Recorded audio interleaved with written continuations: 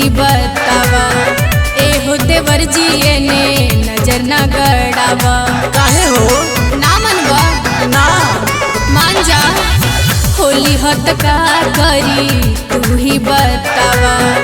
एहो देवर जी ने नजर न गड़ावा। हई भौजाई ना है में हर तोहार जी। हई भौजाई ना है में हर तोहार जी। एमे जन डाला एमे डॉली है भतार जी। एमे जन डाला एमे डॉली है भतार जी। डॉली है भतार जी। डॉली है भतार जी। Presented by Sai Recording Studio, Delhi.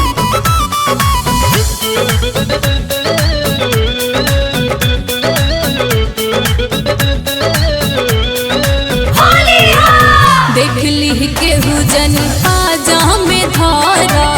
चोख पिचकारी से न खुद खा दी पारा। धरे तो छोड़बा कि ना का हो गई ए हो। देख ली केहू जनी पाजा में धारा।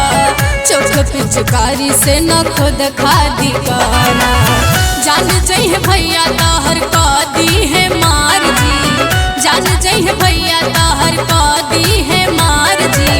हेने जन डाला हेने डॉली है भतार जी। हेने जन डाला हेने डॉली है भतार जी। डॉली है भतार जी। डॉली है भतार जी।